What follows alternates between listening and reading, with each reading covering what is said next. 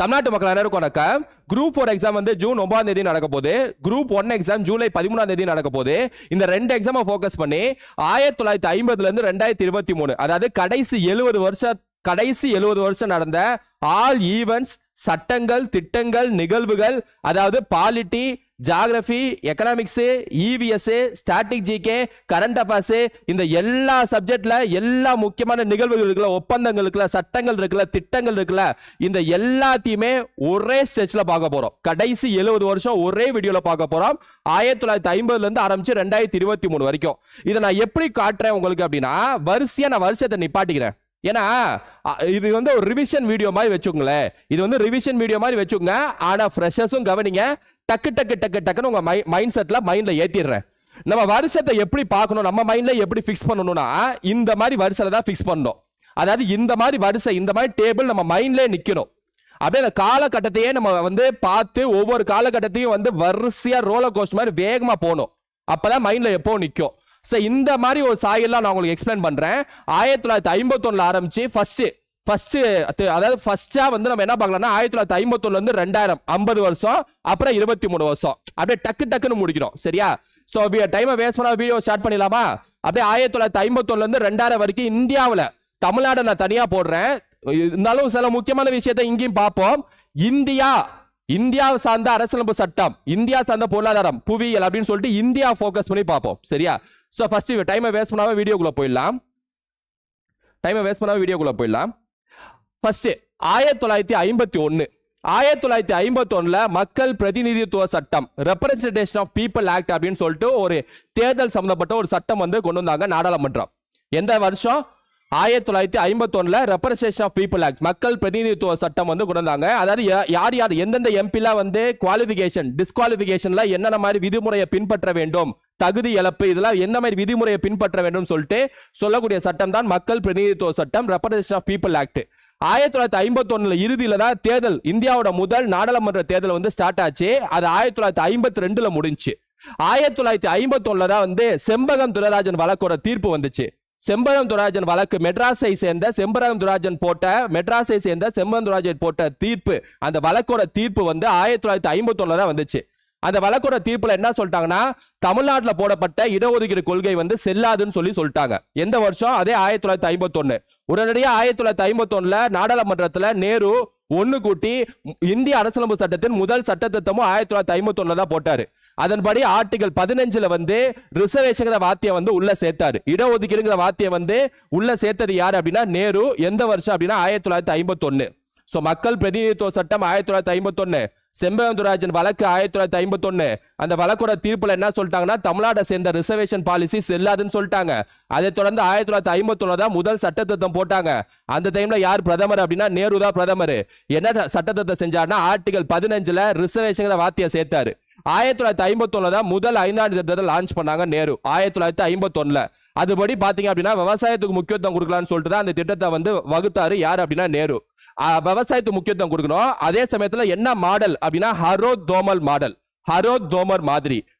தோமர் மாதிரி. இது எல்லாமே எந்த வருஷம்? 1951. 1951 தான் மௌலானா அப்துல் கலாம் ஆசாத் முதல் கல்வி அமைச்சரா இருந்தப்ப ஐஐடி கவுஹாத்தியில், ஐஐடி கராக்பூர் அப்படின்னு சொல்லிட்டு முதல் ஐஐடியை வந்து லான்ச் பண்ணாரு. இந்தியாவின் முதல் ஐஐடி வந்து 1951 மௌலானா அப்துல் கலாம் ஆசாத் தான் திறந்து வச்சார். ஃபாதர் ஆஃப் ஐஐடின்னு சொன்னாலும் மிகையாகாது. ஐஐடி கராக்பூர். 1952 1952 தான் அந்த முதல் எலெக்ஷன் நடந்துச்சுன்னு சொன்னல. அது எப்ப முடிஞ்சது அப்படின்னா 1952 தான் எலெக்ஷன் முடிஞ்சது. நாடாளுமன்ற முதல் தேர்தல் 4 மாசம் 5 மாசம் நடக்கும். 1951 இறுதியில் ஆரம்பிச்சு 1952 நடக்கும். 1952 முடியும். அந்த 1952 முடிவுல எந்த கட்சி பெரும்பான்மையை பெற்று வெற்றி பெற்றது என்றால் காங்கிரஸ் கட்சி. சுமார் 364 சீட்டு ஜெயிச்சிருக்கும். 364 சீட்டுங்கிறது 45% ஓட்டு.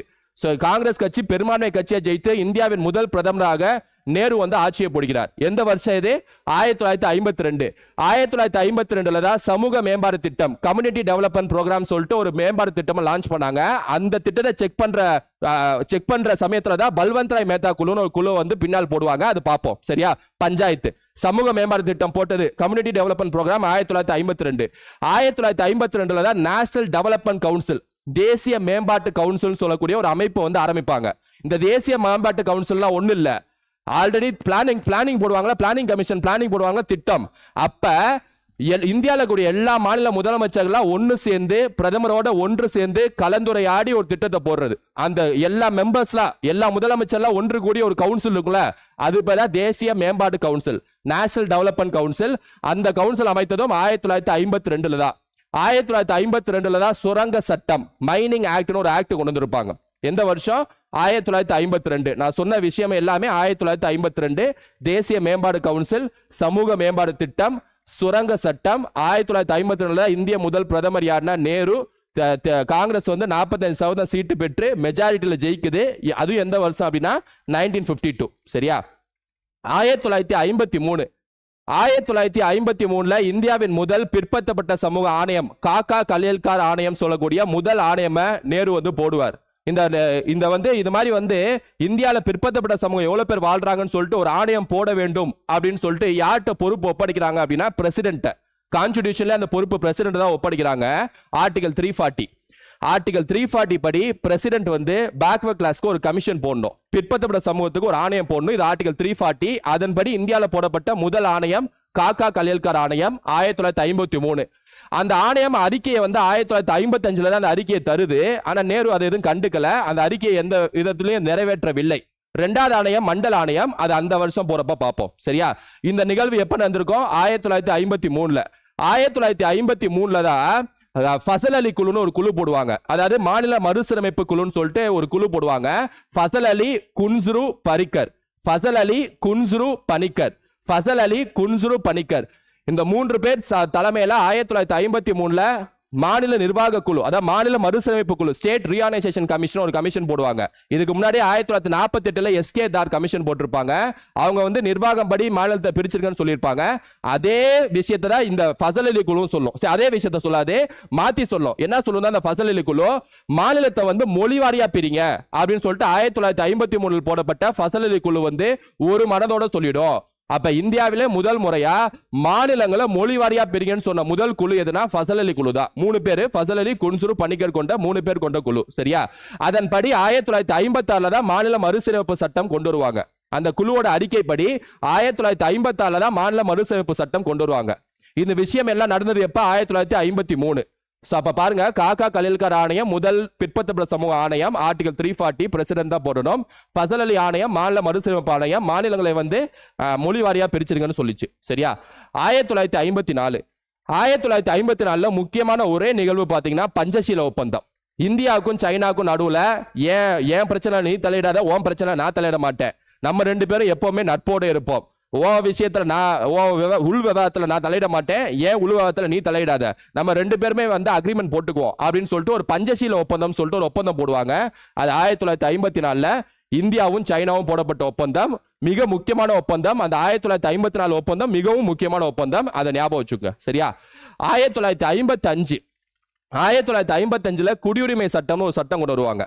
குடியுரிமை சட்டம் நம்ம இந்திய அரசியலமைப்பு சட்டத்தில் குடியுரிமை அப்படிங்கிறது பகுதி 2 பேசப்படுகிறது. சரத்து 5 இருந்து சரத்து 11 வரைக்கும் குடியுரிமை பத்தி எழுதியிருக்காங்க. நம்ம நாட்டில் வந்து குடியுரிமை பெறுவதற்கு 5 வழிகள் இருக்கு.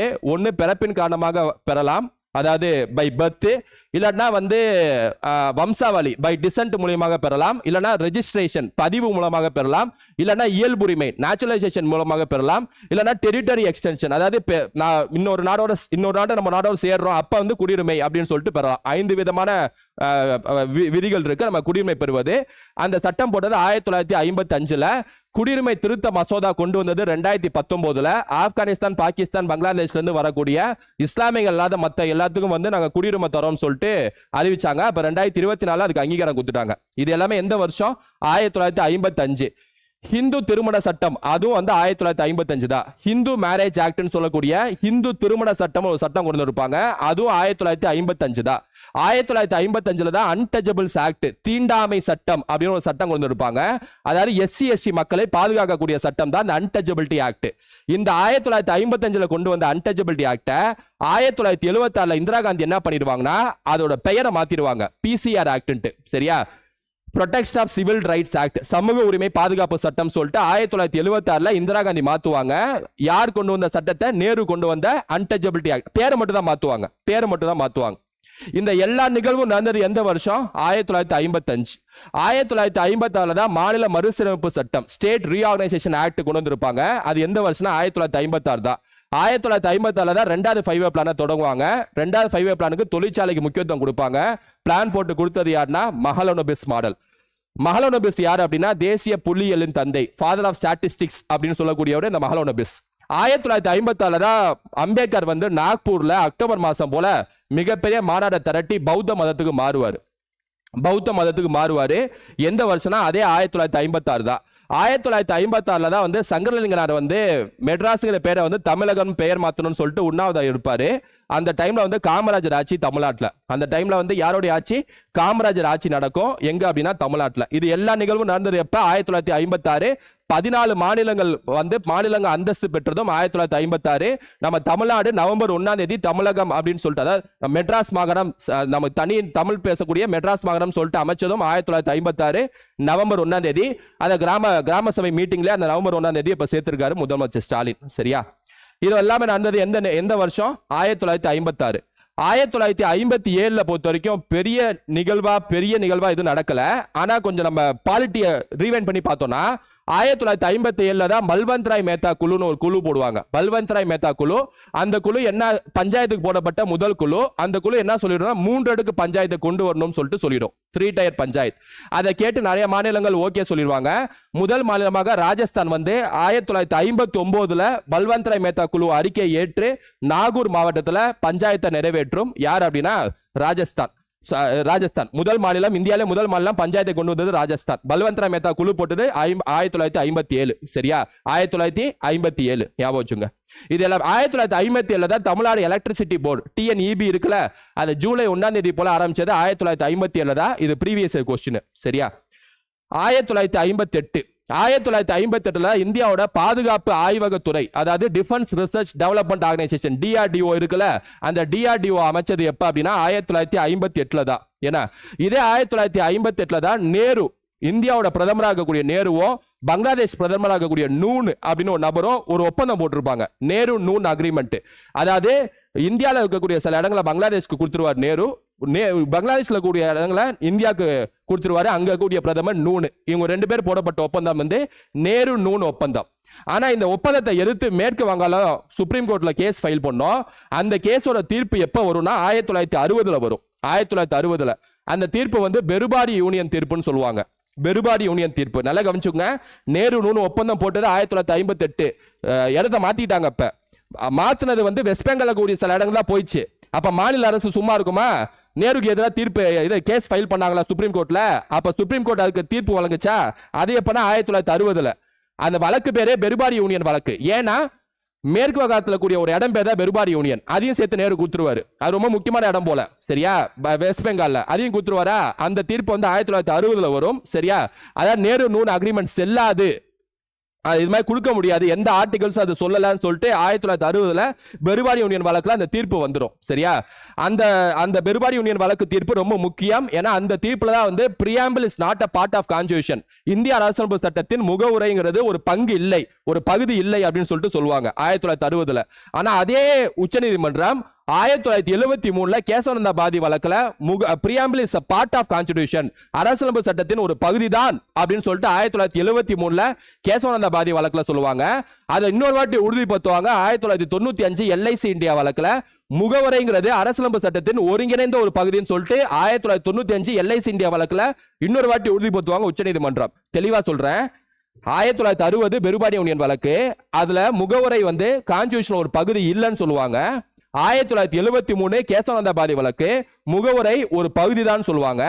1995 LIC இந்தியா வழக்கு அதை சொன்னதை இன்னொரு வாட்டி உறுதிப்படுத்துவாங்க, ஒருங்கிணைந்த ஒரு பகுதின்னு சொல்லுவாங்க. ஒரு பகுதி, ஒருங்கிணைந்த ஒரு பகுதி. சரியா? திரும்ப இங்கே வருவோம். இது 1958 நேரு நூன் ஒப்பந்தம். DRDO ஆரம்பிச்சது எப்ப அப்படின்னா 1958 தான். 1959 மிகப்பெரிய லெவல்ல ஒன்றும் நடந்திருக்காது. ஆனா 1959 தான் ஐஐடி மெட்ராஸ் நம்ம மெட்ராஸ்ல ஐஐடி ஆரம்பிச்சாங்களே, அது ஆரம்பிச்சதும் 1959 தான். 1959 தான் ஐஐடி மெட்ராஸ் ஆரம்பிச்சாங்க. அது அப்படியே ஞாபகம் வச்சுங்க. லாஸ்டா பாத்தீங்க அப்படின்னா 1960 1960 இப்ப நான் சொன்ன பெருபாரி யூனியன் வழக்கு, அது 1960 தான் அந்த வழக்கு வந்திருக்கும். பெருபாரி யூனியன் வழக்கு 1960 தான் வந்திருக்கும். 1960 தான் வந்து சிந்து நதி ஒப்பந்தம்னு ஒரு ஒப்பந்தம் போடுவாங்க. அதாவது சிந்து நதியை வந்து இந்தியாவுக்கும் பாகிஸ்தானுக்கும் அதோட துணை நதிகளோட சேர்த்து பிரிச்சு கொடுத்துருவாங்க. அதன்படி பாத்தீங்கன்னா சிந்து, செனாப், ஜீலம் இது 3 வந்து பாகிஸ்தானுக்கு போயிடும். ராவி, சட்லஜ், பியாஸ் இது 3 வந்து இந்தியாவுக்கு வந்துடும். சிந்து நதியோட மிகப்பெரிய துணை நதின்னு பாத்தீங்கன்னா செனாப் நதி. சிந்து நதியோட மிகப்பெரிய துணை நதின்னு பாத்தீங்கன்னா செனாப் நதி. சரியா? சிந்து நதியோட எந்த துணை நதி இந்தியால ஆரம்பிச்சு இந்தியாலே முடியும் அப்படின்னா பியாஸ் நதி. எந்த துணை நதி இந்தியால ஆரம்பிச்சு இந்தியாலே முடியும் அப்படின்னா பியாஸ் நதி. சரியா? சட்லஜ் நதி ஓரத்துல தான் வந்து பஞ்சாப்ல பக்ரானங்கல் அணைன்னு ஒரு அணை இருக்கு. பக்ரானங்கல் அணை எங்க இருக்குன்னா சட்லஜ் நதி ஓரத்துல தான் இருக்கு. அது ஞாபகம் வச்சுங்க. இந்த எல்லா நிகழ்வும் நடந்தது எந்த வருஷம் சொல்லுங்க? 1960. சோ சிந்து நதி ஒப்பந்தம், பெருபாரி யூனியன் வழக்கு, இந்த மாதிரி முக்கியமான எல்லா நிகழ்வுகளும் நடந்தது 1960. சரியா? ஓகே. 1961 1961 முக்கியமான 2 சட்டங்கள் பார்த்துக்கணும். அதாவது என்னன்னா வருமான வரி சட்டம், இன்கம் டாக்ஸ் ஆக்ட்னு ஒரு ஆக்ட், மகப்பேறு ஊதிய சட்டம், அதாவது மெட்டர்னிட்டி பெனிஃபிட் ஆக்ட், மகப்பேறு ஊதியம் கொடுக்கணும் அப்படின்னு சொல்லிட்டு மெட்டர்னிட்டி பெனிஃபிட் ஆக்ட். இது ரெண்டுமே 1961 போடப்பட்ட சட்டம். இந்த 2 சட்டங்களும் ரொம்ப முக்கியமான சட்டம். இந்த 2 1961 போடப்பட்டது. சரியா? 1962 பாத்தீங்கன்னா இந்தியா சைனா போர் நடந்திருக்கும். இந்தியா சைனா போர் வந்து 1962 தான் நடந்திருக்கும். அதுல மிகப்பெரிய லெவல்ல எந்த நிகழ்வும் நடக்கல. இந்த 5-year பிளான் இருக்குல்ல, 1956 2வது 5-year பிளான் சொன்னல, அது 1961 முடிஞ்சிடும். முடிஞ்சு 1961 3வது 5-year பிளான் ஸ்டார்ட் ஆயிடும். 3வது 5ஆண்டு திட்டம் ஸ்டார்ட் ஆயிடும். அது 1961 இருந்து 1966 வரைக்கும் ஓடும். சரியா? அந்த 3வது 5-year பிளான் அப்பதான் இந்த இந்தியா சைனா போர் நடந்துச்சு. நம்ம நல்லாவே தெரியும், இந்தியா சைனா போர்ல இந்தியா தோத்துரும்.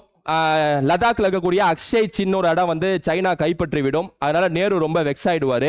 நேரு எதிர்த்து நிறைய பேர் கேள்வி கேட்பாங்க பார்லிமெண்ட்ல. அந்த டைம்ல வந்து 1962 பார்லிமெண்ட்ல ஒரு சிறப்பு ஒரு ஸ்பெஷல் ப்ரொசீஜரே ஒன்று உருவாக்குவாங்க. அது என்னன்னா பூஜ்ய நேரம், 0 ஹவர். நம்ம கான்ஸ்டிடியூஷன்ல, அதாவது நம்ம கான்ஸ்டிடியூஷன் சொல்ல முடியாது, பார்லிமெண்ட்ல புதிய விதிமுறை 0 ஹவர், பூஜ்ய நேரம் எப்பொழுது தொடங்கப்பட்டது, எப்பொழுது அறிமுகப்படுத்தப்பட்டதுன்னு கேட்பாங்க. 1962 தான். அது என்ன பூஜ்ய நேரம்னா மதியம் 12 to 1 மணி. ஏன்னா எந்த கேள்வினாலும் எதிர்கட்சி, அதாவது ஆளுங்கட்சியை வந்து எந்த கேள்வி வேணாலும் எதிர்கட்சி கேட்கலாம். ஓப்பன் கேள்வி, ஓப்பன் டிஸ்கஷன். அது பேர் தான் வந்து பூஜ்ய நேரம். எந்த கேள்வி, அவசர கேள்வி, இப்ப எமர்ஜென்சி கேள்வி, எந்த கேள்வி வேணா கேட்கலாம். அந்த நோட்டீஸ் கொடுக்கறது, லெட்டர் எழுதி கொடுக்கறதுலாம் தேவையில்ல. அது பேர் தான் பூஜ்ய நேரம். அது இன்ட்ரோடியூஸ் பண்ணது 1962. இந்தியா சைனா போர்ல வந்து இந்தியா தோத்து போச்சுல, அப்ப கேள்வியே கேட்க முடியாத சமயத்துல தான் இன்ட்ரோடியூஸ் பண்ணாங்க. எந்த வருஷம்? 1962. ஞாபகம் வச்சுங்க. 1963 வந்து அலுவலக மொழி சட்டம், அபிஷியல் லாங்குவேஜஸ் ஆக்ட் அப்படின்னு சொல்லிட்டு ஒரு ஆக்ட் கொண்டு வந்திருப்பாங்க. அது எந்த வருஷம்? 1963. 1963 தான் காமராஜர் வந்து திமுக வளர்ச்சியை நான் தடுக்கணும்னு சொல்லிட்டு, திமுக நான் தோற்கடிக்கணும்னு சொல்லிட்டு, திமுக இந்த அளவுக்கு வளருதே. ஏன்னா 1962 எலெக்ஷன்ல திமுக கொஞ்சம் நிறைய சீட்டு ஜெயிச்சிருக்கும். அப்பயே வந்து காமராஜர் வந்து ஏதாவது ஒன்று செய்யணும்னு முடிவு செஞ்சிருப்பாரு. ஆனா போர்ல அப்ப ஒரு வருஷம் வெயிட் பண்ணுவாரு. 1963 காமராஜர் என்ன செய்வார்னா, திமுக இந்த அளவுக்கு வளருது, அவங்களை எப்படியா நம்ம வந்து காங்கிரஸ் கட்சி கொஞ்சம் கீழே இறங்குது, நம்ம காங்கிரஸ் கட்சியை முன்னேற்றணும், நம்ம திட்டங்களை மக்களுக்கு போய் சொல்லணும்னு சொல்லிட்டு 1963 கே பிளான், காமராஜர் திட்டம்னு ஒரு திட்டத்தை வகுத்து முதலமைச்சர் பதவியில் வந்து அவர் வந்து கிளம்பிடுவார். யார் அப்படின்னா காமராஜர். பக்தவச்சலம் வந்து முதலமைச்சர் ஆயிடுவார். காங்கிரஸ் கட்சி தான் வரும். சரியா? இது நிகழ்வு நடந்தது எப்ப? 1963. சரியா? அதே 1963 தான் தீவிரவாத ஒழிப்பு சட்டம்னு ஒரு சட்டம் வந்து நேரு பாஸ் பண்ணுவாரு. இந்த சைனா வாருக்கு அப்புறம் தீவிரவாத ஒழிப்பு சட்டம்னு ஒரு சட்டம் பாஸ் பண்ணுவாரு. அது வரைக்கும் அண்ணா வந்து என்ன சொல்லிட்டு இருப்பாருன்னா, தனி நாடு கோரிக்கை வச்சிட்டு இருப்பாரு, அதாவது திராவிட நாடு கோரிக்கை வச்சிட்டு இருப்பாரு. ஆனா 1963 அப்புறம் அண்ணா என்ன பண்ணுவாரு அப்படின்னா, திராவிட நாடு கோரிக்கையை விட்டுட்டு மாநில சுயாட்சி கோரிக்கையை வைக்க ஆரம்பிப்பாரு. 1963 அப்புறம் உங்களுக்கு தெரிஞ்சிருக்கும்னு நினைக்கிறேன். 1964 மிகப்பெரிய நிகழ்வு பெருசா எதுவும் நடக்கல. ஏன்னா 1964 பொறுத்த வரைக்கும் நம்ம 1965 வந்துருவோம். 1965 1965 பொறுத்த வரைக்கும் மிகப்பெரிய பஞ்சம் வந்து இந்தியாவை தாக்கியிருக்கும். மிகப்பெரிய பஞ்சம் வந்து இந்தியாவை தாக்குனது எப்ப அப்படின்னா 1965 தான். இந்த 1965 தான் வந்து பக்தவச்சலம் இருக்கார்ல, அவர் இங்க மிகப்பெரிய ஒரு நெருக்கடியை சந்திப்பார் திமுக மூலமாக. எந்த வருஷம் அப்படின்னா அதுவும் 1965 தான். இதே 1964 நேரு இறந்து போயிடுவார். 1964 நேரு இறந்து போயிடுவாரு. நேரு இறந்து போயிட்டு அந்த பதவியை யார் பிடிப்பா அப்படின்னா இந்திரா காந்தி இல்ல, லால் பகதூர் சாஸ்திரின்னு ஒருத்தர் பிடிப்பார். எங்க? இந்தியா பிரதமர். அந்த லால் பகதூர் சாஸ்திரி 1965ல மிகப்பெரிய இந்தியாவுக்கு உண்டான பஞ்சத்தை லால் பகதூர் சாஸ்திரி கட்டுப்படுத்துவார். தமிழ்நாட்டுக்கு உண்ட பஞ்சத்தை பக்தவச்சலம் கட்டுப்படுத்துவார். சரியா, ஞாபகம் வச்சுங்க. 1965ல லால் பகதூர் சாஸ்திரி இந்தியாக்கான பிரதமர், தமிழ்நாட்டுக்கான முதல்வர் பக்தவச்சலம். எந்த வருஷம்? 1965. இந்த 1965ல தான் வந்து இந்தியா பாகிஸ்தான் போர் வரும். அதான் நேரு தான் இறந்து போயிட்டாரு. இந்த லால் பகதூர் சாஸ்திரி ஆளும் பார்க்க ஷார்ட்டா தான் இருப்பாரு. இந்த டைம்ல வந்து போர் தொடுத்துடலாம்னு சொல்லிட்டு பாகிஸ்தான் போர் தொடுப்பாங்க. ஆனா ஆள் தான் ஒரு ஷார்ட். டக்குன்னு பாகிஸ்தான் ஒரு யூகத்தை தெரிஞ்சுக்கிட்டு டக்குன்னு போய் அடிச்சு தோத்தி விட்டுருவாங்க பாகிஸ்தானை. யாரு? லால் பகதூர் சாஸ்திரி. சரியா, அதுக்கப்புறம் இந்த பாகிஸ்தான் ஏன் போர் வந்துட்டே பண்றாங்க, இனிமேட்டு வந்து இந்தியாவுக்கும் பாகிஸ்தானுக்கும் ஒரு ஒப்பந்தம் போடணும்னு சொல்லிட்டு 1965ல டாஷ்கெந்த் ஒரு இடத்துக்கு போவாங்க. டாஷ்கெந்த் எங்க இருக்கு தெரியுமா? உஸ்பெகிஸ்தான்ல. எம்என் ராய் கம்யூனிஸ்ட் கட்சி ஆரம்பிச்சிருப்பால அந்த இடத்துக்கு போயிட்டு இந்த லால் பகதூர் சாஸ்திரியும் பாகிஸ்தானும் ஒரு அக்ரிமெண்ட் போடுவாங்க. இனிமே நம்ம சண்டை போட்டுக்க கூடாதுன்னு சொல்லிட்டு. அது பேர் டாஷ்கெந்த் ஒப்பந்தம். அது 1965ல போடுவாங்க. ரஷ்யால போய், அதாவது உஸ்பெகிஸ்தான்ல போய் போடுவாங்க அந்த ஒப்பந்தத்தை. ரஷ்யா தான் நடுவர். அங்கேயே இறந்துருவாரு லால் பகதூர் சாஸ்திரி. லால் பகதூர் சாஸ்திரி அங்கேயே இறந்துருவாரு. சரியா, அவர் இறப்புல நிறைய சந்தேகம், சர்ச்சை, இந்த சுபாஷ் சந்திர போஸ் மாதிரி எலும்பிச்சு இப்போ வரைக்கும் இருக்கு அப்படியே. சரியா, இது எல்லா நிகழ்வும் நடந்தது எந்த வருஷம்? 1965 சொல்லக்கூடிய இந்த வருஷம். சரியா, அலுவலக மொழிகள் சட்டம் 1963, இந்தியா சைனா போர் 1962, வருமான வரி சட்டம் 1961, ஐஐடி மெட்ராஸ் 1959, மாநில மறுசீரமைப்பு சட்டம் 1956, குடியுரிமை சட்டம் 1955, டிஆர்டிஓ 1958, டிஎன்இபி 1957, பஞ்சசீல ஒப்பந்தம் 1954, குடியுரிமை சட்டம் 1955, இந்து திருமண சட்டம் 1955, பஞ்சம் 1965, டாஷ்கெந்த் ஒப்பந்தம் 1965, அபிஷியல் லாங்குவேஜ் ஆக்ட் அலுவலக மொழிகள் சட்டம் 1963, மக்கள் பிரதிநிதித்துவ சட்டம் 1951, சமூக மேம்பாடு திட்டம் 1952, ஐஐடி கராக்பூர் 1951, காக்கா கல்கர் ஆணையம் 1953, ஃபசல் அலி ஆணையம் 1953. சரியா, 1966ல இந்திரா காந்தி ஆட்சியை பிடிச்சிருவாங்க. ஏன்னா லால் பகதூர் சாஸ்திரி இறந்து போயிட்டு இந்திரா காந்தி ஆட்சியை பிடிச்சிருவாங்க. சரியா, திமுக தமிழ்நாட்டில் வளர்ந்துட்டே இருக்கும். இது எல்லாமே 1966ல நடக்கும். 1965லேயே வந்து பசுமை நிற புரட்சி ஸ்டார்ட் ஆயிடும். மெக்சிகோல வந்து நார்மன் போர்லாக்னு ஒருத்தர் புது விதையை கண்டுபிடிச்சிருவாரு. ஹை ஈல்டிங் வெரைட்டி சீடை கண்டுபிடிச்சிருவாரு.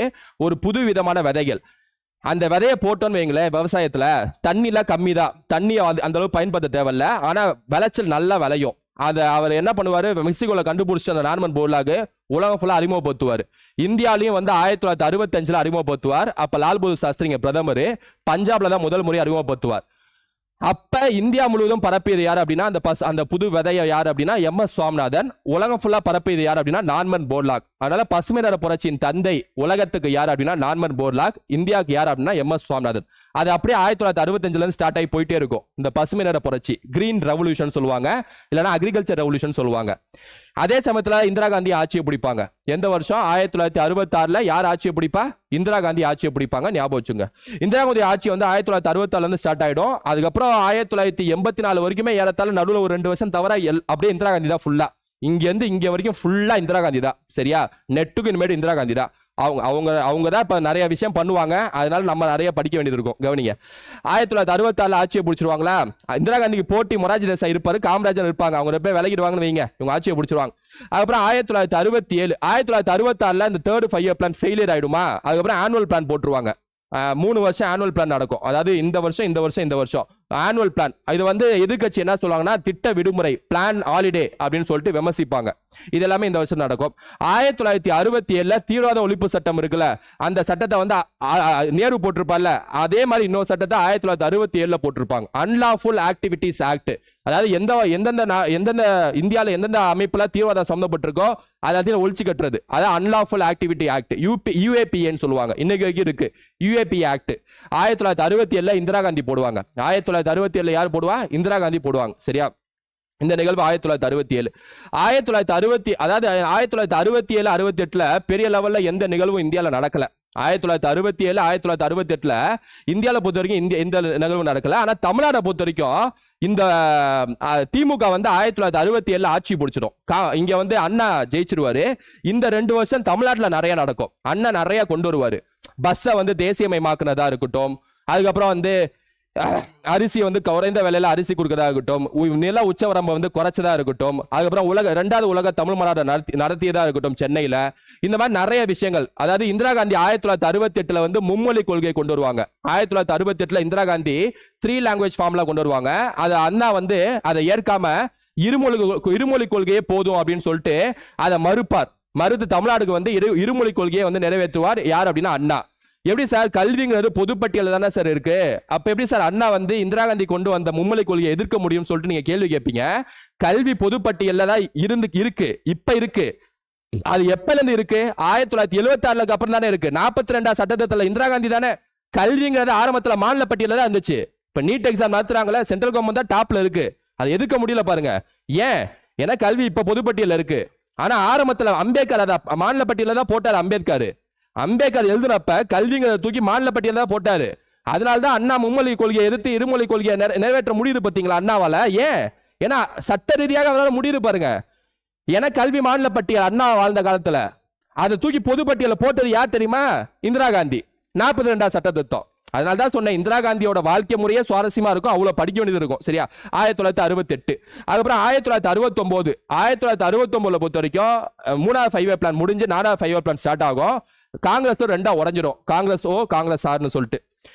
இதே 1969 தான் வந்து வங்கிகள் 14 வங்கிகளை வந்து தேசியமயமாக்குவாங்க. 14 பேங்க்ஸ் வந்து நேஷனலைசேஷன் ஆகும். அது எந்த வருஷம் அப்படின்னா 1960. அதே மாதிரி இன்னொன்னு சொல்றேன், 1956 தான் வந்து லைஃப் இன்சூரன்ஸ் ஆமா எல்ஐசி உருவானது 1956. இன்சூரன்ஸ் வந்து நேஷனலைஸ் பண்ணதும் அதான் 1956.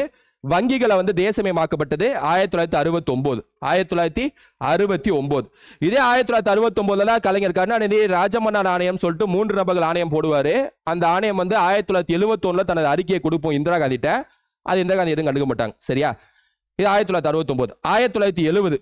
1970 பொறுத்த வரைக்கும் ஒப்பந்த தொழிலாளர் சட்டம், கான்ட்ராக்ட் லேபர் ஆக்ட் அப்படின்னு சொல்லக்கூடிய ஒரு ஆக்ட் போடுவாங்க. இது எந்த வருஷம் அப்படின்னா 1970 அந்த ஆக்ட் போடுவாங்க. சரியா? மற்றபடி 70 ஒன்றும் இல்லை. 1971 இனிமேட்டு இல்ல சுவாரஸ்யமான வருஷம், ஏன்னா எல்லாமே இந்திரா காந்தி. 1971 ராம்சார் ஒப்பந்தம், ராம்சார் கன்வென்ஷன் நடக்கும், ஈரநிலை ஒப்பந்தம் செய்வது. அந்த கன்வென்ஷன் நடந்தது 1971. இந்திரா காந்தி போய் இந்தியா சார்பாக கையெழுத்து போட்டாங்க. அது நடந்தது வந்து எப்ப அப்படின்னா 1971 தான். சரியா? அதே 1971 அடுத்து வாங்க 1972 தான் வனவிலங்கு பாதுகாப்பு சட்டம், வைல்ட் லைஃப் கன்சர்வேஷன் ஆக்ட் கொண்டு வந்திருப்பாங்க. அன்எம்ப்ளாய்மெண்ட் வேலையின்மை இந்தியாவில் உச்சகட்ட இந்த வருஷமும் 1972 சொல்லக்கூடிய அந்த வருஷம் தான். இந்த வருஷம் ஃபுல்லாவே வனவிலங்கு என்விரான்மெண்ட் இதுக்கு வந்து முக்கியத்துவம் கொடுப்பாங்க இந்திரா காந்தி அவர்கள். சரியா? 1973 புலிகள் திட்டம், ப்ராஜெக்ட் டைகர் கொண்டு வந்தது 1973. சிப்கோ இயக்கம், இந்த உத்தரகாண்ட்ல வந்து பெண்கள் எல்லாம் மரத்தை கட்டி பிடிக்கக்கூடிய இயக்கம் 1973. அதே சமயத்தில் கேசவநந்தா பாதி வழக்கு 13 ஜட்ஜஸ் கொண்ட கேசவநந்தா பாதி வழக்கு தீர்ப்பு சொன்னதும் 1973. அந்த தீர்ப்புல என்ன சொல்லிடுவாங்கன்னா, அடிப்படை உரிமையை வந்து சட்டத்திட்டம் செய்யலாம், ஆனா அடிப்படை அம்சம் மாறாமல் செய்ய வேண்டும் அப்படின்னு சொல்லிட்டு இந்திரா காந்திக்கு ஒரு செக் வைப்பாங்க உச்சநீதிமன்றம். அது எந்த வருஷம் அப்படின்னா 1973 தான், 1973 தான். சரியா? 1973. ஸோ புலிகள் திட்டம் 1973 ரொம்ப ஃபேமஸான வருஷம். இந்த 1973 ரொம்ப ஃபேமஸான வருஷம். அடுத்து 1974 நீர் பாதுகாப்பு சட்டம், வாட்டர் ப்ரொடெக்ஷன் ஆக்ட் அப்படின்னு சொல்லக்கூடிய ஒரு ஆக்ட் கொண்டு வருவாங்க. அந்த சட்டம் படி தான் இன்னைக்கு பொல்யூஷன் கண்ட்ரோல் போர்டு இருக்குல்ல, மாசு கட்டுப்பாடு வாரியம், மத்திய மாசு கட்டுப்பாடு வாரியம், மாநில மாசு கட்டுப்பாடு வாரியம், இது எல்லாமே வந்து 1974 நீர் பாதுகாப்பு சட்டம் மூலமா தான் வந்திருக்கும். ஞாபகம் வச்சுங்க. 1975 இந்தியாக்கான கருப்பு ஆண்டு. ஏன்னா 1975 ஜூன் 25 போல இந்திரா காந்தி அவர்கள் காலையில எஃப்எம்ல இந்தியா எமர்ஜென்சி அப்படின்னு சொல்லிட்டு அறிவிச்சிருவாங்க. அதுக்கு பக்ருதீன் அலி அஹமது வந்து கையெழுத்து போட்டுருவார். சரியா? சோ எமர்ஜென்சி அறிவிச்ச வருஷம் 1975. ஆர்டிகல் 352 பயன்படுத்தி எமர்ஜென்சி 3 வாட்டி அறிவிச்சிருப்பாங்கன்னு சொல்லியிருப்போம். 1962 ஒரு வாட்டி, 1971 இந்தியா பாகிஸ்தான் போர். ஆல்ரெடி 65 ஒரு போர் வந்து டாஸ்கன் ஒப்பந்தத்தில் போய் சைன் பண்ணிட்டு வந்துச்சு. பாகிஸ்தான் அடங்கல, திரும்ப போர் வந்துச்சு இந்திரா காந்தி ஆட்சியில் 1971. அதே 1971 தான் பங்களாதேஷ் அப்படிங்கிற ஒரு நாடு உருவாச்சு. போர் முடிவுல பங்களாதேஷ் ஒரு நாடு உருவானது 1971. இங்க வருவோம். இப்ப 1975 தான் எமர்ஜென்சி அறிவிச்சாங்க இந்திரா காந்தி. ஸோ 18 மாசம் எமர்ஜென்சி இருந்துச்சு. இதே 1975 தான் 20 அம்ச திட்டம் 20 பாயிண்ட் ப்ரோக்ராம் அப்படின்னு சொல்லக்கூடிய ஒரு நல்ல திட்டத்தை வந்து லான்ச் பண்ணாங்க. 20 அம்ச திட்டம் சொல்லிட்டு ஏழைகளை பாதுகாக்கக்கூடிய திட்டம் 1975 தான் லான்ச் பண்ணாங்க. யார் அப்படின்னா இந்திரா காந்தி. 1976 நம்ம மனசுக்கு டக்குன்னு வருது என்னன்னா 42 சட்ட திருத்தம் 1976. 42 சட்ட திருத்தத்தில் நிறைய விஷயம் செஞ்சிருப்பாங்க இந்திரா காந்தி. அதுல முக்கியமான சில விஷயங்கள் பாத்தீங்கன்னா முகவுரை பிரியாம்பிள்ல 3 வார்த்தையை சேர்த்திருப்பாங்க. சமதர்மம், மத சார்பின்மை, இன்டெகிரிட்டி, அதாவது சோஷலிஸ்ட், அதாவது ஒற்றுமை, அதாவது சமதர்மம், மத சார்பின்மை, ஒற்றுமை, ஒருமைப்பாடு. சரியா? சோஷலிஸ்ட், செக்யூலர், இன்டெகிரிட்டி, இந்த 3 வார்த்தையை பிரியாம்பிள்ல சேர்த்திருப்பாங்க இந்திரா காந்தி. 42 சட்டத்தை தந்தா. அதே மாதிரி அடிப்படை கடமைகள் அப்படிங்கிற அடிப்படை கடமை அப்படின்னு ஒரு சாப்டரே வந்து 42 சட்டத்துல தான் சேர்த்திருப்பாங்க. சொரன் சிங் கமிட்டி சொன்னதுக்கு அப்புறம் 51A பகுதி 4A சேர்த்திருப்பாங்க. நிர்வாக தீர்ப்பாயம் சொல்லிட்டு பகுதி 14A ஒரு ஸ்பெஷல் ஒரு அமைப்பு சேர்த்திருப்பாங்க. நிர்வாக தீர்ப்பாயம், அட்மினிஸ்ட்ரேட்டிவ் ட்ரிபுனல் அப்படின்னு சொல்லிட்டு. டிபிஎஸ்பியில் 3 சேஞ்ச் பண்ணியிருப்பாங்க. ஆர்டிகல் 39 கேபிட்டல் ஏ ஏழைகளுக்கு இலவச நீதி. அதுக்கப்புறம் 43 கேபிட்டல் ஏ தொழிற்சாலை நிர்வாகத்தில் தொழிலாளர்கள் பங்கேற்கலாம். 43 கேபிட்டல் ஏ. அதுக்கப்புறம் 48 கேபிட்டல் ஏ சுற்றுச்சூழலை பாதுகாக்க வேண்டும். இந்த 3 சேஞ்சஸ் பண்ணது வந்து டிபிஎஸ்ல பண்ணிருப்பாங்க. யார் அப்படின்னா இந்திரா காந்தி. இன்னொரு சேஞ்ச் இருக்கு இந்திரா காந்தி அதே சட்ட திட்டத்தில் 39 small F healthy development of children, குழந்தைகளின் மேம்பாடு. 4 விஷயத்தை டிபிஎஸ்ல சேர்த்ததும் அதே 42 சட்டத்தை தான். பிரியம்பல் 3 வார்த்தை சேர்த்ததும் அதே 42 சட்டத்தை தான். அடிப்படை கடமைகள் ஒன்று சேர்த்ததே 42 சட்டத்தை தான். நிர்வாக தீர்ப்பாயம் ஒன்று சேர்த்ததும் 42 சட்டத்தை தான். இந்த மாநில பட்டியலில் இருக்கக்கூடிய விஷயத்தை தூக்கி புது பட்டியலில் கல்வியை மாத்தினாங்கன்னு சொன்னேன்ல, அதுவும் 42 சட்டத்தை தான். கல்வி மட்டும் இல்ல, 5 விஷயத்தை மாத்திருப்பாங்க. கல்வி, காடுகள், வனவிலங்கு பாதுகாப்பு, ஜஸ்டிஸ், அட்மினிஸ்ட்ரேஷன் ஆஃப் ஜஸ்டிஸ், நீதி மேலாண்மை, எடைகள், வெயிட்ஸ் அண்ட் மெஷர்ஸ். இந்த 5 வந்து மாநில பட்டியலிருந்து பொதுப்பட்டியல் மாத்தினது யார் அப்படின்னா இந்திரா காந்தி. அதுமாதிரி லோக்சபாவோட வருஷம் பார்த்தீங்கன்னா 5 வருஷம் தானே, அதை 6 வருஷம் எக்ஸ்டெண்ட் பண்ணாங்க. அதே 42 சட்ட திருத்தம். 42 சட்ட திருத்தத்தில் இவ்வளவு செஞ்சிருக்காங்க பார்த்தீங்களா. இதனால்தான் 42 சட்ட திருத்தத்தை மினி கான்ஸ்டிடியூஷன் சொல்றோம். மினி கான்ஸ்டிடியூஷன் இதனால தான் சொல்றோம். சரியா? 1976 தான் சம ஊதிய சட்டம், ஈக்குவல் ரெமுனரேஷன் ஆக்ட் வந்திருக்கும். அதான் ஆணுக்கும் பெண்ணுக்கும் சம ஊதியம்ங்கிறது 1976 தான் வந்திருக்கும். அதையும் ஞாபகம் வச்சுக்கோங்க. சரியா? 1977 பெருசா அது நடக்காது. ஆனா டோட்டலும் க்ளோஸ் ஆயிடும். அதான் இந்திரா காந்தி அந்த எலெக்ஷன்ல தோத்து போயிடுவாங்க. 1977 எலெக்ஷன் நடக்கும். அதுல தோத்து போய் ஜனதா கட்சின்னு சொல்லக்கூடிய இந்தியாவிலே முதல் முறையா காங்கிரஸ் தோத்து போய் ஜனதா கட்சி ஆட்சியை பிடிக்கும். மொராஜி தேசாய்னு ஒரு நபர் வந்து ஆட்சியை பிடிப்பார். ஆக்சுவலா மொராஜி தேசாய் இந்திரா காந்தி கூட தான் இருப்பாரு. டக்குன்னு இந்த 1969 ஸ்பிளிட் வந்துச்சுல காங்கிரஸ்ல, அப்ப மொராஜி கலந்துட்டு போயிடுவாரு, அங்க வந்து சேருவார். சரியா? அதை இங்க சேர மாட்டாரு, புது கட்சி பிரதமர். சரியா? மொராஜி தேசாய் ஆட்சியை பிடிச்சிருவாங்க. ஆக்சுவலா கூட்டாட்சி இது, அதாவது கோலிஷன் கவர்மெண்ட். ஒரு தனி பெரும்பான்மையில ஜெயிக்க முடியாது, நிறைய கூட்டாட்சி. இந்திரா காந்தியை தோக்கடிக்கணும்னு சொல்லிட்டு நிறைய பேர் ஏன்னா இந்திரா காந்தி என்ன பண்ணுவாங்கன்னா எமர்ஜென்சி டைம்ல எல்லாத்தையும் அரெஸ்ட் பண்ணிடுவாங்க. வாஜ்பாய் அப்படியே எல்லா அரஸ்ட் எல்லாத்தையும் அரஸ்டா எல்லா கட்சியும் ஒண்ணு சேர்ந்து இந்திரா காந்தியை தோக்கடிக்கணும்னு நினைப்பாங்க. மக்களும் தோக்கடிச்சிருவாங்க. சரியா? 1977 இந்திரா காந்திக்கே பிடிக்காத வருஷம் அந்த மாதிரி. அப்ப 77 இருந்து 79 வரைக்கும் இந்த கூட்டணி கட்சியா இருக்கக்கூடிய இந்த ஜனதா கட்சி இருந்துச்சு. அதுக்கப்புறம் அந்த கூட்டணியை உடஞ்சு போய் 1979 கூட்டணி உடஞ்சு 1980 திரும்ப தேர்தல் நடக்கும். திரும்ப இந்திரா காந்தி ஜெயிச்சிருவாங்க. சரியா? இதான் இந்த 3 வருஷம் நடந்த விஷயம். 1977 தான் அசோக் மேத்தா கமிட்டி போடுவாங்க, பஞ்சாயத்து ராஜுக்கான 2வது கமிட்டி. அந்த கமிட்டி வந்து இந்த பஞ்சாயத்து எல்லாம் சொல்லும். அந்த கமிட்டி தான் வந்து இந்த SC STக்கு வந்து ரிசர்வேஷன் கொடுக்கணும், அரசியலமைப்பு அந்தஸ்து கொடுக்கணும் சொல்லும். ஆனா பின்னாடி LM சிங்வி கமிட்டி தான் அதை வந்து அங்கீகரிப்பாங்க. அதை வந்து நம்ம தனியாவே பார்ப்போம். சரியா? அசோக் மேத்தா கமிட்டி, ஏன்னா நிறைய விஷயங்கள் இருக்கு. சரியா? 1978 1979 இந்த 2 வருஷம் பாத்தீங்க அப்படின்னா இவர் மொராஜி தேசாய் ஆட்சி. 1978 தான் பெண்களோட திருமண வயதை வந்து 18 வயசுல இருந்து 21 வயசுக்கு, அதாவது 18 வயசுக்கு உயர்த்துவாங்க. ஆண்கள் திருமண வயசு 21 வயசு உயர்த்தினது 1978 தான். 1978 79 அது அப்படியே ஞாபகம் வச்சுக்கோங்க. சரியா? அது திரும்ப 1980க்கு வாங்க. 1980க்கு வாங்க. தண்ணி எடுங்க.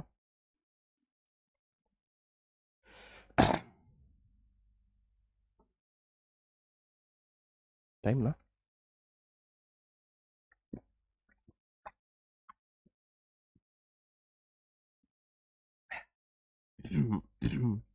Okay okay okay. Ashok Mehta committee, ஏன்னா பஞ்சாயத்து இது என்ன 78 79 1980 வந்து காடுகள் பாதுகாப்பு சட்டம் ஒரு சட்டம் போடுவாங்க Indira Gandhi. Forest conservation act ஒரு ஆக்ட் போடுவாங்க. எந்த வருஷம் அப்படின்னா 1980 தான் இந்திரா காந்தியோட பையன் சஞ்சய் காந்தி இறந்து போயிடுவார். ஃபிளைட் ஆக்சிடென்ட்ல இறந்து போயிடுவார். அதனால மேனகா காந்தி கோச்சிட்டு பிஜேபியோட சேர்ந்துருவாங்க. ஆமா, பிஜேபி ஆரம்பிச்சது 1980. பிஜேபி கட்சி ஆரம்பிச்சது 1980 தான். பிஜேபிக்கு தாய் கழகம் RSS ஆரம்பிச்சது 1925. எஜ்வார்னு ஒருத்தர் ஆரம்பிப்பாரு. பிஜேபி கட்சி ஆரம்பிச்சது யார் அப்படின்னா அத்வானி, LK அத்வானி. இப்ப பாரத ரத்னா விருது கொடுத்துருக்காங்களா LK அத்வானி, அவர் தான் 1980 கட்சி ஆரம்பிப்பாரு. மோடிக்கு குரு யார் அப்படின்னா இந்த அத்வானி தான், LK அத்வானி. அவர் தான் பாபர் மசூதி இடிப்பப்ப மிகப்பெரிய கூட்டத்தை திரட்டினாரு LK அத்வானி, சர்ச்சைக்குரிய நபர். இது எல்லாமே எந்த வருஷம் நடக்கும்? 1980 நடக்கும். காடுகள் பாதுகாப்பு சட்டம் முக்கியமான சட்டம், அதை ஞாபகம் வச்சுங்க சரியா. 1980 தேர்தலில் திரும்ப ஆட்சியை பிடிக்கிறது யார் அப்படின்னா இந்திரா காந்தி திரும்ப ஆட்சியை பிடிச்சிருவாங்க. தமிழ்நாட்டில் என்ன நடக்கும்னா, ஆல்ரெடி நான் சொன்னேன் 1967 69 வரைக்கும் அண்ணா இருந்தான்ட்டு. 1969 கலைஞர் ஆட்சியை பிடிச்சிருவாரு. ராஜமன்னா குழுலாம் போடுவார்ல, அதுக்கப்புறம் நிறைய திட்டங்கள் போடுவார் கலைஞர். 1972 ADMK ஒரு கட்சியை வந்து எம்ஜிஆர் ஆரம்பிப்பாரு. அதிமுக அண்ணா அனைத்து இந்திய அஇஅதிமுக கட்சி ஆரம்பிப்பாரு. கலைஞரோட பிரச்சனை வந்தனால ஆரம்பிப்பாரு. 1972 அதிமுக அப்படியே பயணிக்கும். 1975 இந்திரா காந்திக்கு சப்போர்ட் கொடுக்கும் அதிமுக. திமுக எமர்ஜென்சி எதிர்க்கும் ஒரு கட்டத்தில் சரியா. 1900 அப்படியே வரும் சரியா. 1977 தேர்தலில் எம்ஜிஆர் வந்து ஆட்சியை பிடிச்சிருவார் சரியா. எம்ஜிஆர் ஆட்சி சட்டமன்ற தேர்தல், நாடாளுமன்ற தேர்தல் நடக்கும், சட்டமன்ற தேர்தல் எம்ஜிஆர் ஆட்சியை பிடிச்சிருவார் சரியா. அது அவரோட ஆட்சி வந்து 1989 வரைக்கும் ஓடுன்னு வச்சுக்கோங்களேன். ஒரு 10 வருஷம் ஓடும். ஏன்னா இப்போ இங்கே வருவோம், சென்ட்ரலுக்கு வருவோம். ஏன்னா 80 முடிஞ்சிச்சா. 1981 தான் காற்று மாசுபாடு தடுப்பு சட்டம், ஏர் பொல்யூஷன் பிரிவென்ஷன் ஆக்ட் வந்து 1981 தான் கொண்டு வந்திருப்பாங்க. ரொம்ப முக்கியமான வருஷம் 1981. இந்திரா காந்தி நிறைய திட்டங்களை வந்து 1981 தான் லான்ச் பண்ணுவாங்க. 1981 சரியா. 1982 நபார்டு உருவாக்குவாங்க. நபார்டு வந்து 1982 பயோகேஸ் ப்ரோக்ராம், உயிரி எரிவாயு திட்டம் அப்படின்னு சொல்லக்கூடிய ஒரு மிகப்பெரிய திட்டம் கொண்டு வந்ததும் 1982 தான். அதையும் ஞாபகம் வச்சுங்க. 1982 தான் மதிய உணவு திட்டத்தை வந்து சத்துணவு திட்டம் சொல்லிட்டு இங்க எம்ஜிஆர் வந்து பெயர் மாத்துவார். 1982 அம்பாசங்கர் கமிஷன் போட்டது 1982 தான். அம்பாசங்கர் கமிஷன், சட்டநாதன் கமிஷன் போடுவாங்களா ஃபர்ஸ்ட் 1969. சட்டநாதன் குழு பிற்படுத்தப்பட்ட ஆணையம் அது 69 போடுவாங்க. ராஜமன்னா குழு வந்து மத்திய மாநில அரசு உறவுகளை செக் பண்றது. சட்டநாதன் குழு வந்து பிற்படுத்தப்பட்ட சமூக ஆணையம். இந்த ரெண்டுமே 1969 தான் போடுவாங்க கலைஞர் கருணாநிதி ஆட்சியில். அதுக்கு ரெண்டாவது குழு 1982 அம்பாசங்கர் ஆணையம் போடுவாங்க. எல்லாத்துக்கும் தெரியும்னு நினைக்கிறேன் சரியா. 1982 1983 மிகப்பெரிய நிகழ்வு பெருசா எதுவும் நடந்திருக்காது 1983. அதனால பைபாஸ் பண்ணிட்டு 1984 வரலாம். 1984 பொறுத்த வரைக்கும் போபால் விஷவாயு டிசம்பர் மாசம் போல நடந்திருக்கும். மெத்தில் ஐசோசைனேட் அப்படின்னு சொல்லக்கூடிய எரிவாயு கசிஞ்சனால போபால் விஷயம் நடந்திருக்கும். 1984 தான் ஆபரேஷன் ப்ளூ ஸ்டார் அப்படிங்கிற பேர்ல வந்து காலிஸ்தான் தீவிரவாதியா இருக்கக்கூடிய பிருந்தன் வாலவை போட்டு தள்ளுவாங்க இந்திரா காந்தி. திரும்ப அதை பழி வாங்கணும்னு சொல்லிட்டு காலிஸ்தான் குரூப் ஒரு 2 பேரை வந்து இந்திரா காந்திக்கு பிஏவை அனுப்பி அந்த 2 பேர் இந்திரா காந்தியை சுட்டு கொண்டுருவாங்க. அதுவும் 1984 தான் ஆபரேஷன் ப்ளூ ஸ்டார். அதன் விளைவாக இந்திரா காந்தி கொல்லப்படுவார் சரியா. 1984 அக்டோபர் 31 போல கொல்லப்படுவார் இந்திரா காந்தி. என்ன அது மிகப்பெரிய சர்ச்சையை மிகப்பெரிய கலவரத்தை ஏற்படுத்தும் சீக்கிய சமூகத்துக்கும் காங்கிரஸ் கட்சிக்கும். அது இன்னைக்கு வரைக்கும் அது மிகப்பெரிய பிரச்சனை. பஞ்சாப்ல நிறைய வாட்டி ஆர்டிகல் 356 போட்டதுக்கும் இது ஒரு காரணம். என்ன 1984 1985 1985 தான் கட்சி தாவல் சட்டம், ஆன்டி டிஃபெக்ஷன் லா அப்படின்னு சொல்லக்கூடிய ஒரு சட்டத்தை ராஜீவ் காந்தி கொண்டு வருவார். இந்திரா காந்தி இறந்து போயிடுவாங்களா, அதுக்கப்புறம் ராஜீவ் காந்தி ஆட்சியை பிடிச்சிருவார். பெரும்பான்மையில ஆட்சியை பிடிச்சிருவார். எலெக்ஷன் நடக்கும், பெரும்பான்மையில ஆட்சியை பிடிச்சிருவார். 1985 தான் கட்சி தாவல் சட்டம், ஆன்டி டிஃபெக்ஷன் லா. அதை தூக்கிட்டு போய் 10வது அட்டவணை 10th ஷெட்யூல்ல சேர்ப்பாரு. யார் அப்படின்னா ராஜீவ் காந்தி சரியா. அது வந்து எந்த வருஷம் அப்படின்னா 1985 தான். 1985 தான் இந்த வந்து GVK ராவ் குழுவா இருக்கட்டும், LM சிங்வி குழுவா இருக்கட்டும், இது எல்லாமே 1985 போடப்பட்ட குழு தான். இந்த 1985 வருஷம் ரொம்ப முக்கியமான வருஷம், ஞாபகம் வச்சுங்க சரியா. 1986 வந்து என்விரான்மெண்ட் ப்ரொடெக்ஷன் ஆக்ட், சுற்றுச்சூழல் பாதுகாப்பு சட்டம் அப்படின்னு சொல்லக்கூடிய சட்டம் வந்து 1986 தான் கொண்டு வந்திருப்பாங்க. சுற்றுச்சூழல் பாதுகாப்பு சட்டம் சரியா. 1986 கொண்டு வந்திருப்பாங்க. என்விரான்மெண்ட் ப்ரொடெக்ஷன் ஆக்ட் அப்படின்னு சொல்லக்கூடிய ஆக்ட். அதை தாண்டி பொறுத்த வரைக்கும் நான் பெருசாக எந்த விஷயம் கொண்டு வந்திருக்க மாட்டாங்க சரியா. 1987 1988 1989 இந்த 3 வருஷம் பெரிய நிகழ்வு எது இந்தியாவில் நடந்திருக்காது. 1987 நால்சா தேசிய சட்ட சேவை சட்டம் அப்படின்னு சொல்லிட்டு ஒரு சட்டம் கொண்டு வந்திருப்பாங்க. அந்த லோக் அதாலத்னு சொல்லிட்டு 1982ல குஜராத்ல ஒன்று ஆரம்பிச்சிருப்பாங்க. மக்கள் நீதிமன்றம், இந்தியாவிலே முதல் மக்கள் நீதிமன்றம் குஜராத்ல 1982ல ஆரம்பிச்சிருப்பாங்க. அது மாதிரி இவிஎம் மிஷின் வந்து 1982ல கேரளாவை சேர்ந்த ஒரு பை எலெக்ஷன்ல தான் இந்தியாவில் முதல் முறை பயன்படுத்துவாங்க. இது ரெண்டுமே 1982. சரியா? ஆக்சுவலாக ஒரு நிகழ்வை பார்த்தா டக்குன்னு வருஷத்தை சொல்லிடலாம். அந்த வருஷத்தை பார்த்து நிகழ்வுங்கிறப்ப நம்ம வந்து ஓரளவுக்கு எல்லாத்தையும் சொல்றோம். சரியா? 1988ல பொறுத்த வரைக்கும் பாத்தீங்க அப்படின்னா பிரிவென்ஷன் ஆஃப் கரப்ஷன் ஆக்ட், ஊழல் ஒழிப்பு சட்டம் அப்படின்னு ஒரு சட்டம் கொண்டு வந்திருப்பாங்க. அது எந்த வருஷம் அப்படின்னா 1988ல. சரியா? ஊழல் ஒழிப்பு சட்டம் ஒரு சட்டம் ராஜீவ்காந்தி ஆட்சியில. 1989ல தான் வந்து 61வது சட்ட திருத்தம் 61st அமெண்ட்மெண்ட் ஆக்ட் அப்படின்னு சொல்லிட்டு ஒரு ஆக்ட் கொண்டு வந்திருப்பாங்க. அதன்படி பாத்தீங்கன்னா இந்தியாவுக்கு ஓட்டு போடுற வயசு 21ல 18 குறைச்சிருப்பாரு. யார் அப்படின்னா ராஜீவ்காந்தி. ராஜீவ்காந்தி 1989 எலெக்ஷன்ல தோத்து போய் அதுக்கப்புறம் யார் ஆட்சியை பிடிப்பா அப்படின்னா விபி சிங் அவர்கள் ஆட்சியை பிடிப்பார். சரியா? 1990ல ஜனதா கட்சி திரும்ப ஆட்சியை பிடிச்சிடும். 1990ல. இப்ப இந்த 1979ல ஒரு விஷயத்தை விட்டுட்டேன். அது என்னன்னா மண்டல் ஆணையம். மண்டல் ஆணையம் போட்டது 1979. அந்த ஆணையம் வந்து 2வது பிற்படுத்தப்பட்ட சமூக ஆணையம். இவங்க மொராஜி தேசாய் ஆட்சி காலத்தில் போடப்பட்டது. அந்த ஆணையம் வந்து 1990 விபி சிங் கவர்மெண்ட் அந்த ஆணையத்தோட பரிந்துரையை நிறைவேற்றுவார். ஓபிசிக்கு 27%, எஸ்சி எஸ்சிக்கு 22%, மொத்தம் 49% இடஒதுக்கீடை விபி சிங் கவர்மெண்ட் மண்டல ஆணையத்தின் பரிந்துரையை சட்டமாக நிறைவேற்றுவார். யார் அப்படின்னா விபி சிங். இந்தியா முழுவதும் மிகப்பெரிய ஜாதி கலவரம்னு சொல்ல முடியாது, மிகப்பெரிய எதிர்ப்பு வரும். குறிப்பா வந்து பிராமண சமூகத்திலிருந்து எதிர்ப்பு வரும். பிராமண சமூகம் எல்லாமே வந்து இந்த இடஒதுக்கீடு கொடுக்குறீங்களேன்னு சொல்லிட்டு ஆங்காங்கே தீக்குளிப்பு நடக்கும், தற்கொலை நடக்கும். சரியா? இந்த எதிர்ப்பு நல்லாவே, அதாவது ரொம்ப தீவிரமா நடக்கும். இந்த எதிர்ப்பு ரொம்ப தீவிரமா நடக்கும். அதனால என்ன நடக்கும் அப்படின்னா 1991ல விபி சிங் கவர்மெண்ட் வந்து எலெக்ஷன் நடக்கும். அதுல வந்து எலெக்ஷன்ல வந்து நரசிம்மராவ் கவர்மெண்ட் ஆட்சியை பிடிச்சிருவாங்க. சரியா? எப்ப ஆட்சியை பிடிப்பார்னா 1991ல ஆட்சியை பிடிப்பார். இப்ப லாஸ்டா ஒன்னே ஒரு விஷயம் சொல்லிட்டு நான் முடிச்சிடுறேன். டைம் என்ன? 42. 40 நிமிஷத்துல இவ்வளவு முடிச்சிருக்கோம். நம்ம மீதியை வந்து 2023, ஆக்சுவலா அடுத்தது 2023 வரைக்கும் போட்டிருப்பீங்களா? அடுத்ததுல போட்டிருக்கு. அதான் அடுத்த ஸ்லைட்ல இருக்கு. நம்ம 91ல இருந்து, ஏன்னா 91 டேர்னிங் பாயிண்ட், அதனால அதோட முடிக்கிறேன். என்ன டேர்னிங் பாயிண்ட் சொல்றேன். அந்த இது 91க்கு முன்னாடி இந்தியா, 91க்கு பின்னாடி இந்தியா தானே பிரிப்போம். அதனால அடுத்த ஸ்லைட்ல இருக்கு. 91ல இருந்து 2023 நான் அடுத்த பகுதியில் முடிச்சிடறேன். ஒன்றும் பிரச்சனை இல்லை. சரியா? அப்ப நம்ம இதுல இருந்து இது வரைக்கும் முடிச்சிருக்கோம். ஓகே. 91ல என்ன? நரசிம்மராவ் கவர்மெண்ட் ஆட்சியை பிடிப்பாரு. அந்த டைம்ல என்ன பிரச்சனை வரும்? இந்தியா கஜானா காலி. IMF என்ன சொல்லிடுவாங்கன்னா இந்தியாட்ட, யாரு இந்த IMF இன்டர்நேஷனல் மானிட்டரி ஃபண்ட், சர்வதேச நிதி பணத்துவ நிதி நிறுவனம் இருக்குல்ல அமெரிக்கால, அவங்க என்ன சொல்லிடுவாங்க, உலக நாடுகளுக்குலாம் கடன் தரும்ல நாட்டுக்கு, அவங்க என்ன சொல்லிடுவாங்கன்னா இங்க பாருங்க இந்தியா உங்க கஜானா காலியாக போகுது. ஏன்னா இதுக்கப்புறமும் வந்து நீங்க வந்து சோசியலிஸ்ட் பேட்டர்ன் ஆஃப் எக்கானமியை பயன்படுத்தினா வேஸ்ட், சமூக கட்டமைப்பு பொருளாதாரம் பயன்படுத்தினா வேஸ்ட், தனியார் துறையில உள்ள விடுங்க. ஏன்னா லைசன்ஸ்லாம் கொடுத்தாதான் தனியார் துறை ஆரம்பிக்கணும்லாம் கட்டமைப்புலாம் வேணாம், எல்லாத்தையும் திறந்து விட்டுருங்க, வெளிநாடுகள்ல இருந்து முதலீடை வர வைங்க, எல்லாத்துக்கும் ரெஸ்ட்ரிக்ஷன் தடுப்புலாம் போடாதீங்க அப்படின்னு சொல்லிட்டு நேரு கொண்ட சோசியலிசமே வீழ்ச்சியை நோக்கி ஓடும். உண்மையிலே சொல்ல போகணும்னா நேரு கொண்ட சோசியலிசம் வீழ்ச்சியை நோக்கி ஓடும். சரியா? அதாவது ஆங்காங்கே வந்து அரசு நிறுவனங்கள்லாம் வந்து லாஸ் ஆகும், தோல்வியை நோக்கி போகும். அதனால வந்து இந்தியா கஜானா காலி ஆயிடும் 90-91ல. பத்தாவதுல கல்ஃப்ல போர் நடக்கும். அதனால பெட்ரோல் விலையும் அதிகமாயிடும். ஸோ இதனால வந்து 1991ல IMF சொல்லி, அந்த டைம்ல நரசிம்மராவ் பிரதமர், மன்மோகன் சிங் வந்து நிதியமைச்சர், 2 பேரும் டிஸ்கஸ் பண்ணி LPG, லிபரலைசேஷன், பிரைவேடைசேஷன், குளோபலைசேஷன், தாராளமயமாக்குதல், தனியார் மயமாக்குதல், உலகமயமாக்குதல்னு சொல்லிட்டு மிகப்பெரிய பொருளாதார சீர்திருத்தத்தை கொண்டு வருவாங்க. யார் அப்படின்னா நரசிம்மராவ் கவர்மெண்ட். ஸோ அதோட வந்து இந்தியாவோட சோசியலிஸ்ட் இந்தியா வந்து முடிஞ்சு. ஸோ இது வரைக்கும் நம்ம பார்த்த வந்து இந்தியாவோட சோசியலிஸ்ட் காலம் அப்படின்னு வச்சுக்குவோம். இதுக்கப்புறம் இந்தியாவோட கேபிட்டலிஸ்ட் காலம், முதலாளித்துவ வருடங்கள். சரியா? அப்படின்னு வச்சுக்குவோம். இந்த 5 இயர் பிளான் எங்க விட்டேன்? இந்த இங்க 69 ஆரம்பிச்சு இந்த 74 வரைக்கும் 4th 5 இயர் பிளானா, 74 ஆரம்பிச்சு 79 வரைக்கும் 5th 5 year plan. 5th 5 year பிளானுக்கு பிளான் போட்டு கொடுத்தவர் யாருன்னா DP தார். சரியா? DP தார்னு ஒருத்தவர். அதுக்கப்புறம் இந்த 2 வருஷம் பார்த்தீங்கன்னா வருடாந்திர திட்டம், ரோலிங் பிளான் சொல்லிட்டு மொராஜி தேசாய் போடுவாங்க. இந்த 81ல இருந்து 85 வரைக்கும் 6வது 5 year plan, 6th 5 year plan, கரிபி அட்டோவோ, வறுமை ஒழிப்போம் சொல்லிட்டு அப்பதான் இந்திரா காந்தி சொல்லுவாங்க. 85ல இருந்து 90 வரைக்கும் 7வது 5 இயர் பிளான்,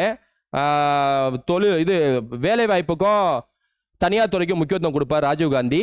அதுக்கப்புறம் வருடாந்திர திட்டத்தை விபி சிங் நிறைவேற்றுவார் திரும்ப. 91 to 96 வரைக்கும் 8வது 5 இயர் பிளான், கல்வி, சுகாதாரம், மக்களின் வாழ்வாதாரம் அப்படின்னு சொல்லிட்டு அதுக்கு எய்ம் வைப்பாங்க. சரியா? ஓகே ஸ்டூடெண்ட்ஸ், 1951 இருந்து 1991 வரைக்கும் எல்லாத்தையும் பார்த்துட்டோம். சரியா? எமர்ஜென்சி எப்ப? 75. அலுவலக மொழிகள் சட்டம் எப்ப? 63. அப்படியே அந்த காலத்துக்கே போகணும். போபால் விசவாயு 84. என்ன சம ஊதிய சட்டம் 76. எப்படி இந்திரா காந்தி ஆட்சியை பிடிச்சது? 66.